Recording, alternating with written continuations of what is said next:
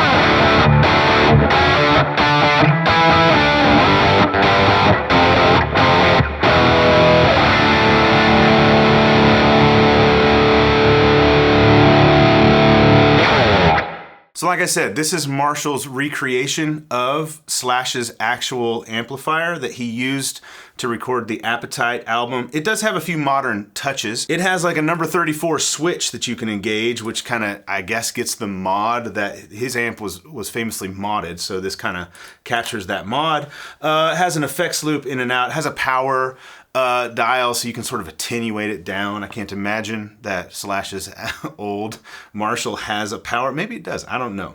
But this does have a few modern takes. It has Slash's signature on it, which is very cool. This amp really does one thing and one thing only, and that's the rhythm and lead tones for the Appetite album. We have a full video featuring just this amplifier. That's linked below as well if you want to, learn more and hear more about this amp with guitar just plugged straight into it, like I am right now. You can go check that one out. So a little bit about the presets and the captures that you get with this amplifier. First, we captured it through a Marshall 1982 BJH.